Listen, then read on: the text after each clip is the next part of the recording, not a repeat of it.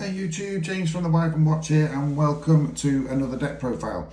This time I've just wanted to do a little bit of an update on my Golden Castle of Stromberg. I keep saying Stromberg, but it's Stromberg deck, which obviously incorporates, if you've seen the previous video, incorporates a few different engines, all of which I wanted to try out individually, but actually they don't work at the moment, at least, as a full deck.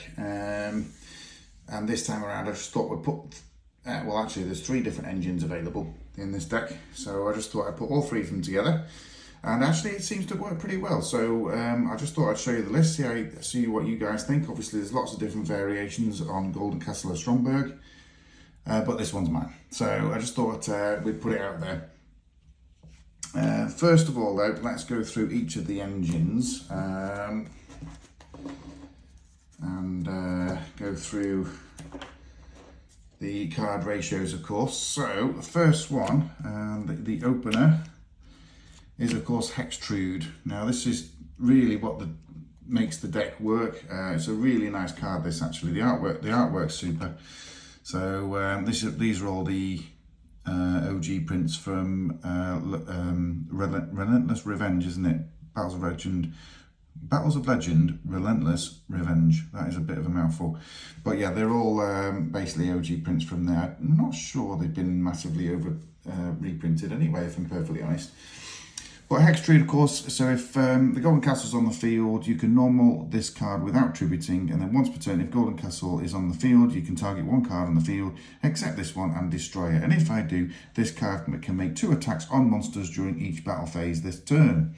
And then when this card destroys a monster by battle, you can target one face-up monster you control, and it gains 400 attack. And that doesn't say until the end of the turn, so obviously it's just a permanent addition to that particular monster.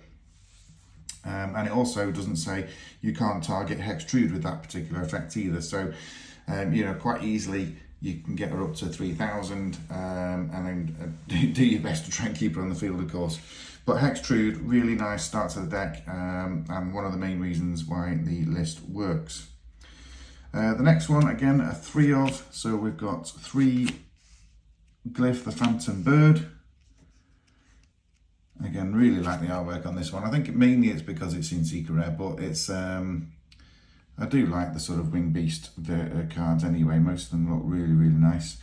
But yeah, this one is the one that you can discard and go for the Golden Castle from your deck. And then if it's normal or special summoned, you can target one card in your opponent's spell and trap card zone and destroy it. So again, a really nice little bit of spot removal there as well if you need it. But of course, if you haven't got the access to the castle yet, there's another nice way of going to it. Next 3 of is Princessin. Why it's not called Cinderella, I can only imagine is some sort of legal argument, but it is basically Cinderella. But if this card is normal special, you can special one pumpkin carriage from your deck from your hand or deck. And then if the Golden Castle is on the field, you can equip 1 Glass Slippers from your deck. And then when this card inflicts damage to your opponent by a direct attack, you can target 1 Glass Slippers equipped to this card and 1 face-up monster on the field, and equip that Glass Slippers to that target. And obviously when we get to Glass Slippers, you can see why. But again, 3 Princessin. Obviously they all work with the Golden Castle, so they all get those little bit extra effects if and when it is there. We've gone for 2 Pumpkin Carriage, which obviously you can get access to through Princessin, as we just know.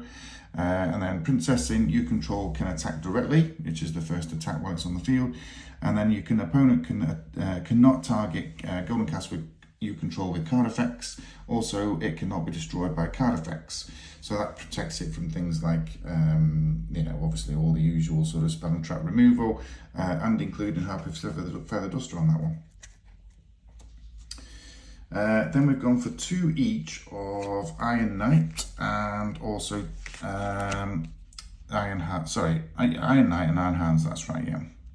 Which are both part of the archetype, of course, and they both work hand in hand with each other, but loses 1,000 attack while you control Iron Hands.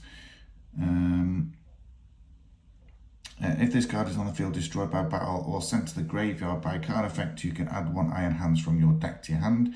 And then if the Golden Castle of Stromberg is on the field, you can add 1 Warrior Monster from your deck to your hand instead.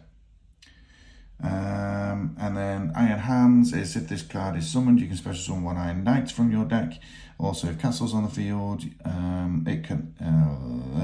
you cannot special summon monsters from the extra deck for the rest of the turn. Sorry, if this card is summoned, you can special summon 1 Iron Knight from your deck. Also, if Castle's on the field, is not on the field, sorry, that's right, that makes more sense. If it's not on the field, you can't special summon monsters from the extra deck. That makes sense. Sorry, I misread that completely. But yeah, those work hand in hand. Then we're moving on to the castle itself. Now this is a right pain in the backside, this card, if you're up against it as your opponent, of course. Really tricky card. But obviously it comes with a big old cost as well. So once per turn, during your standby phase, you must banish 10 cards from the top of your deck face down. This is not optional, or this card is destroyed. So obviously you get away with it on the turn you activate it, but every standby phase after that you've got to banish 10 from your deck. During the main phase, you can special summon 1 monster from your deck that specifically lists the Golden Castle in its text. You cannot normal summon or set the turn you activate this effect, even if this card leaves the field. You can only use each effect of Golden Castle once per turn, and then when an opponent's monster declares an attack, destroy the attacking monster, and if you do, inflict damage to your opponent equal to half the attack of the monster on the field. That's not a once per turn clause, guys, so if the opponent for whatever reason keeps attacking, that effect will keep working. But obviously it's the banish effect that is the big cost to that card. But also running, keeping with the iron theme, the Iron Cage. So when this card is activated, you can send 1 monster you control to the graveyard, or if Castle on the field, you can send 1 monster your opponent controls to the graveyard instead. And then once per turn, during your standby phase, you can target the monster that was sent to the graveyard by this card's effect. Destroy this card, and if you do, special summon the monster to your field. You can only activate 1 cage per turn. So just the 2 of on that one, but I thought a really nice little effect that obviously your opponent, generally speaking, is not expecting. And then the 1 copy of Glass Slippers, again, really pretty card. Again, it just goes with the archetype really, really well. But if this card is equipped to a fairy monster, so when it's equipped to a princessin, it gains 1000 attack. And if this card is equipped to a non-fairy monster, which is obviously when it switches over to one of your opponent's monsters potentially, it cannot attack. Also, it loses 1000 attack. If this card is sent to the graveyard because equipped monster is destroyed, you can target 1 princessin you control, equip this card to that target. You can only use the effect of Glass Slippers once per turn. So nice and easy card on that one, just the 1 of on there.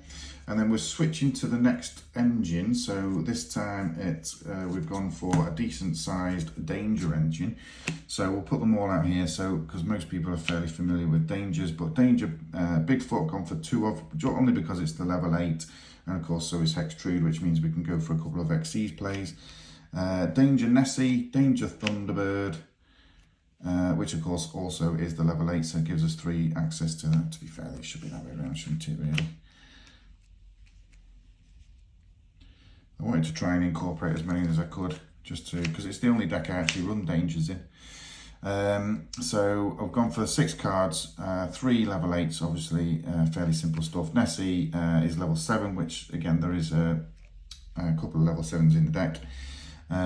Tsukinoko, 2 Tsukinoko level 3 and Chocolate level 3, again, we can make use of those as well. So nice little addition to the deck. It works really well, actually. Nothing, nothing too major, but it's just nice to have the extra support next to the Golden Castle. And then the last one, just to get a little bit of protection on the field, is of course the Adventure Package. Now I'm going to have to apologise here, it's very rare I don't have matching play sets here, but I've only got the 2 Ultimate Rare Enchantress, which is a fantastic looking card. I think this is actually better than the Collector's Rare in my opinion. I think it's Fable Rare, Quarter Century Secret Rare as well now, but I'm still preferring the Ultimate Rare. So I'm on the hunt for a 3rd one. I'll sort that out at some point, I'm sure. It's not top of my agenda right now. But of course, excuse me, we know what the Enchantresses do, so I'm not going to run through all of the adventure package, but of course, along with the Enchantresses, we've got one Wandering Griffin Rider and one Illegal Knight. Excuse me. Obviously, both level 7s as well, which obviously means we can go for access for the rank 7s if that's necessary, or indeed just go out for the Omni Negate. Of course, it wouldn't be an adventure package without the Rite of Arimathea. And I really want to get these in collector's rare, but they're still a little bit pricey, but I'll settle for the secret rares for now. But yeah, everyone's familiar with the adventure package, so again, I'm not going to go through it in massive detail. We do, of course, have the Fateful Adventure as well, and the Draco Bat, the Rideable Dragon, to go with it, just ending the sort of adventure package as well. Now, just a few last minute sort of support cards as well. Obviously, we've got the Necroface. We're banishing a lot of cards here. So if this card is normal summon, shuffle all banished cards into the deck, full stop. And then this card gains 100 attack for each of the cards shuffled into the main deck by this effect. And if this card is banished, each player banishes 5 cards from the top of their deck or their entire deck if less than 5. So, obviously, it's just a case of trying to recur some of those cards that we've been banishing and the cost of Golden Castle. And then the last cards are all one-offs, so we'll go for trading because obviously there's a fair few level 8s. Terraforming, of course, get to castle as quickly as possible. And there can only be one as the one-off copy of this because obviously it works pretty well in this particular build. That is your main deck, guys. I believe it's 43 cards, is it? Let me just double check there. Can't actually remember now. Oh, it's 44 cards, yeah, sorry. It's just to give myself, no, it's not 44 cards. I think it's 42 cards, yeah, that's right. Because I think it was at 44, while there can only be one, was Albert 3, but I've just thought, actually, no, that's I've taken 2 of those out to obviously comply with the current ban list. Yeah, so 42 cards at the moment. You can afford to probably put a couple more cards in just to be sure about the, you know, give yourself a buffer for the banishing. But actually, I think that's pretty good at the moment. Okay, guys, so moving on. Obviously, we've got heavy XCs on here. So we'll just go with those for now. Just the one rank 3, which is Ashura King. It actually requires 3 level 3 monsters to get to this one, but I really like Ashura King. I think it's it's quite underrated in my opinion, and I just wanted to incorporate it because there's obviously plenty of level 3s. Rank 3s, we've got 1 Heartland Draco, number 82 Heartland Draco, 1 Tornado Dragon, which is my staple, rank 4, and of course number 41 Baguska. Everyone knows these, of course. Heartland Draco, of course, if we're trying to run Golden Castle on the field, means there's a face or spell card on the field a lot, so that shouldn't be too much of a problem to run. On to rank 7s. Just the 2 of, so of course we've got the Red Eyes Flare Metal Dragon, which is pretty standard in any deck that can run a rank 7. But number 76 Harmonizer Gradiel is the only deck I run this particular card in, but I just thought it's suitable with the theme.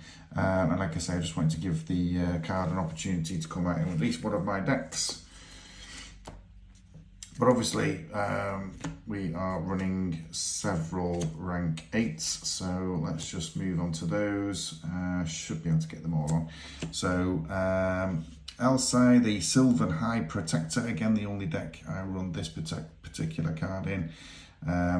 There's a few in here that obviously you'd be expecting, but Hieratic Sun Dragon, Overlord of Heliopolis, is probably not one of them, but you know, I run these cards in a few of them though. So Hope Harbinger 38, number 90 Galaxy Eyes Photon Lord, and Galaxy Eyes Full On Photon Dragon. all fairly standard rank 8s. You can run whatever rank 8s you wanted to be honest with you, but these are all big hard hitting ones, and quite impactful when you get them out, and some of them are just for fun, of course. And of course, if you're running any form of XC's extra deck, the Divine Arsenal AA Zeus Sky Thunder is always a good option for card number 15. Guys, that's it for my list. Thank you so much for tuning in. Oh no, sorry, nearly there. That wasn't card number 15, that was card number 12. 13 and 14 and 15 are my unicorn package. Fairly simple stuff, but sometimes you just can't get to the rank, so these are all good options for that sort of thing. So yeah, we just wanted to make sure we've got options covered, but that is the end of the extra deck, so my apologies, but that is now 15 card extra deck, and that is the end of the Golden Castle. Really good fun to play this deck, and I would definitely encourage it if somebody's not familiar with the deck, because it's just great fun, and then it's obviously you can bring some of the monsters out that you haven't summoned before, because these monsters, you can play with the deck a little bit, because it's only a fun deck. You're not going to be taking this deck to locals or anything, although that would be quite fun as well. But yeah, I would always recommend it, but it's just a good one to play around with your friends or over the table or whatever it is you're doing. But it's always exciting, because the Golden Castle doesn't half make your opponent sweat when they're not sure what the out to it is. But once again, guys, put the comments in down there if I'm missing something in this particular build. Let me know what you think of it. Throw a like out there, and of course we're ever so close to 500 subscribers now, so if you haven't already, please feel free to hit that button. Thanks once again, guys, and we'll see you next time.